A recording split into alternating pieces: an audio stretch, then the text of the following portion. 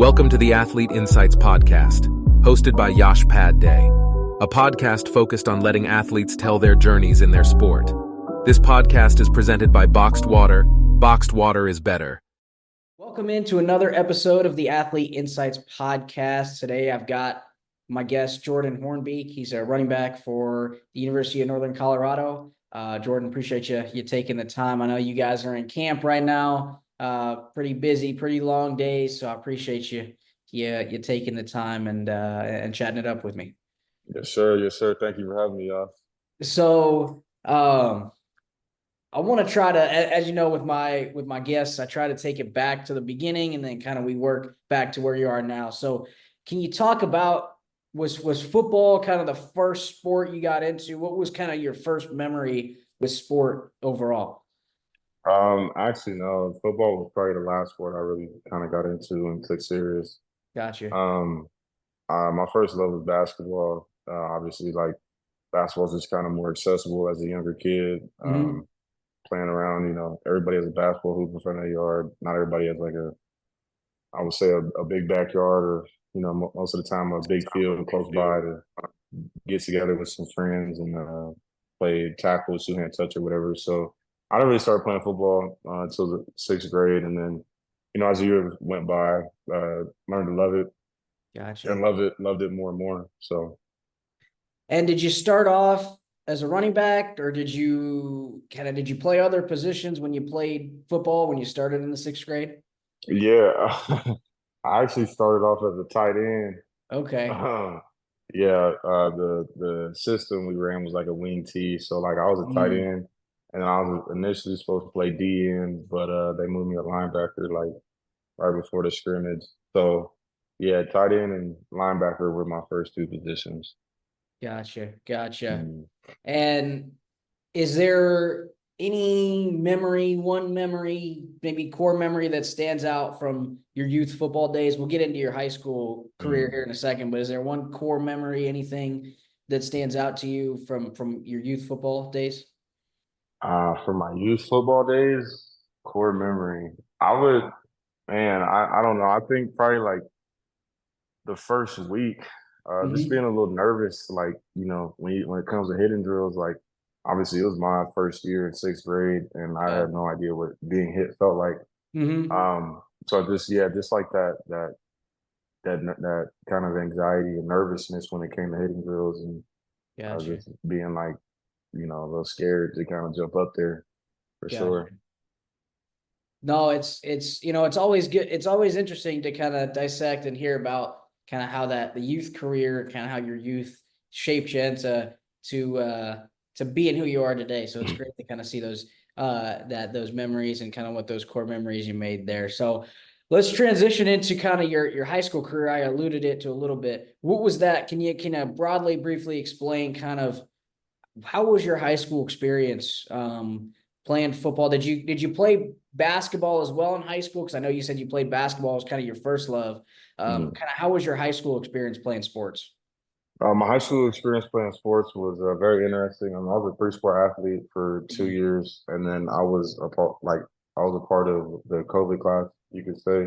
Gotcha. So my last 2 years kind of got cut short. But yeah, I was going to be a three-sport athlete for all 4 years. And the first 2 years it was interesting because you're bouncing from sport to sport. You don't necessarily spend a lot of time dedicated to one sport. So for me, it was just all right. It's football season, beginning of the school, and then bounce directly into basketball, and you get like a week of off time in between, and then go right into track after that. So but I would say, track was something that I was interested in, but it was something that I did to get better at football. Obviously, speed kills on the field, so just trying to be the fastest player I could be when it came fall again was definitely my main motive when it came to running track. So, and it's great to have instead of having a total focus on one sport, you can use the other sports, like you just said, utilize the other aspects. I'm sure there's aspects of basketball that you utilize with football as well. But it's great to kind of see how you can bounce off other sports and use that to help you in your primary sport. Yeah, that yeah, for help you in the sure. fall. Yeah, So, for sure. Especially like what you're speaking to, like mhm. I would say one skill that, I took from basketball and using football now is uh in college, like pass pro. Like most of the time when you're sliding, horizontally, that's Mhm. a defensive sliding basketball. So Yeah. that's definitely one skill that I've put to use at Mhm. this point from, a different sport that I loved at my younger age in my life. For sure, for sure. And I'm always interested, speaking of your high school career, Jordan, I'm always interested in understanding kind of the recruiting process. And I know you were at Fresno State, excuse me. First, you redshirted there before coming to Northern Colorado. But what was Mm. your recruiting process like at the high school level? Yeah, I mean it was interesting for sure. I transferred in high school as well. Mhm. I played my first 2 seasons at Chowchilla Union High School in Mhm. Chowchilla, California. That's originally where I'm from. Yeah. And then transferred to a school in Fresno, California, San Joaquin Memorial, where I played my last 2 seasons. But it was interesting because I wasn't very hip to the game of recruiting. I'll be honest. Okay. Like I just thought it was one of those things that if it's gonna happen, it's gonna happen. Mhm. My sophomore year, just kind of put out film and let that be what it was. But everybody makes a highlight tape. Mhm. And then when I transferred to my second high school, that's really when things picked up. I had I was on the team with a 5-star receiver in Jalen McMillan, who's now in the NFL, was a third round draft pick this past season, Mhm. and Magdalena, who is also at Fresno State currently. So, and they were both a year older than me. So having a couple guys like that, who had already, you know, brought eyes to the program, and many more before them, who had brought eyes to the program, definitely helped. I wasn't doing too many camps or nothing like that. Like it was just strictly like we had coaches come by the school. My name would get dropped. They go watch my film. Mhm. Most of the time, just DM me on Twitter, and that's kind of how it went. But yeah, I mean, I was very quietly recruited up until my that they believe my first offer was my third week of the season, my junior year, and Mhm. then they just kind of started rolling in after that. So Gotcha. Gotcha. And how was your, and it's always interesting, and I'm maybe I already know the answer to this, but I want to kind of hear it from you and your perspective on it. But mm, coming into college, how is that experience, your collegiate experience so far, been different than your high school experience? What's different about a high school football and that style of gameplay versus collegiate football and that style of gameplay? wow, I mean, first and foremost, the speed. Mhm. Things happen so much faster. Yeah. And I think there's just more aspects to the game in college. Like, high school, everything's pretty simple.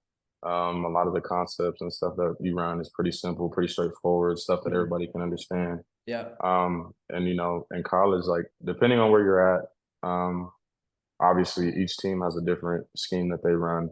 Mhm. Um, but yeah, things just become more complex, and you have to it's on you to try and gain traction and gain a good understanding of what's going on, Yeah. and being able to apply that in practice. And there's many more levels to the game in college. Like one, pass protection, and my Mhm. specific position. I wasn't doing too much of that in high school. Like most Yeah. of the time, it's pretty simple. Like um, if we call a pass play, Mhm. if I'm in and I'm protecting, I'm usually just staying on my side and moving up into the line of scrimmage. Mhm. But in college, you can pretty much go from the left side to the right side, depending on where the pressure's coming from. Gotcha. And I kind of reference pass pro so much because I think that was the biggest struggle for me when I first got into college was understanding what that is and what it looks like and how many different ways there is to get to it for different teams. So Gotcha. Gotcha. And with college now, when I graduated, Jordan, we didn't have NIL. We didn't have mm, transfer portal, excuse me. We didn't have all these different aspects now that have been introduced. College football, like you said, was already complex. Now it's gotten even more complex with all these mm. different aspects being introduced. How has your experience been like with NIL? Can you talk to me about some of your experiences with NIL? Kind of, have you dipped your toes in the NIL train? Kind of, how have you gone about that? Yeah, I mean, I haven't had too much personally, so I can't speak to it a whole deal. Yeah. But I will say, yeah, it's definitely made things a lot more complex. Yeah. And you see some of the amounts that are thrown out, all over social media, Yeah. from guys at these big name schools getting X dollar amount for whatever their end of the bargain is, Yeah. holding up to that. And yeah, I mean, it's definitely a pursuit now. Before it was just kind of like ball out, get to the league, and that's where all my money will come from. But Yeah. now guys understand, like, well, if I ball out here, maybe I can get here and get a Yeah. little, something extra on top. So Mhm. yeah, it's become its own pursuit rather than guys just thinking the traditional way, you could say, Yeah. of ball out for 3 years, 4 years, however long it takes you, Mhm. and get to the league and make my money there. Gotcha. Gotcha. And I referenced not just NIL, but the transfer portal, and you did Right, transfer right. from Fresno State to UNC. What can you Mhm. talk about your experience in the portal? Kind of, what was that like? Any tips or anything you can share about being in the portal and kind of your experience overall? Yeah, I mean, the portal's tough. The portal's a tough place, Yeah. for sure. You know, the statistics come out every so often, and they're shown to us, at different points in the year, Mhm. or you can go search and find it. If you're anybody, Mhm. and it's a tough place to be in. So many guys get in, and only so many guys get out. Yeah. For me, it was very, very much that way as well. I transferred after, having not played a game, redshirted. And that was tough. Not many people, are going to want to, give a guy like that a shot. Yeah. You always want to have some credibility to your name, and not ride on what you were, but ride on what you are in that moment. So yeah, it's a very tough place, and but it's also changed the landscape of college football now.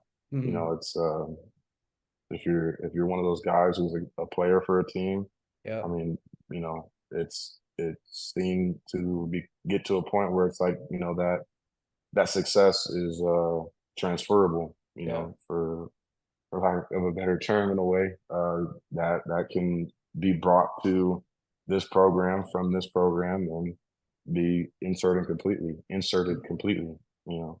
Yeah. And like you said, it is an uncertain kind of.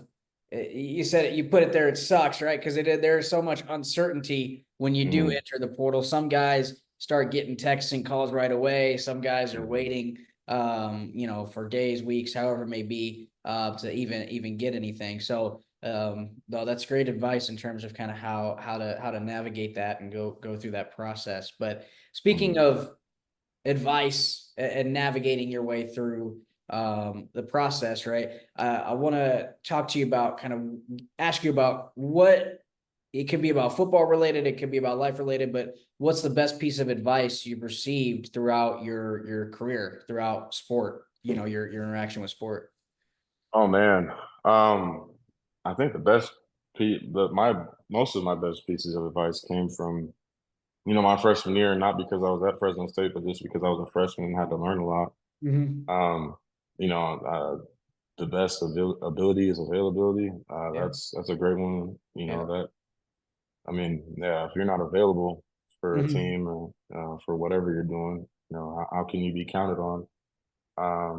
So I think that's definitely at top of the list, because it can be applied to a lot of areas, a lot of different areas in people's lives. So. Gotcha, gotcha.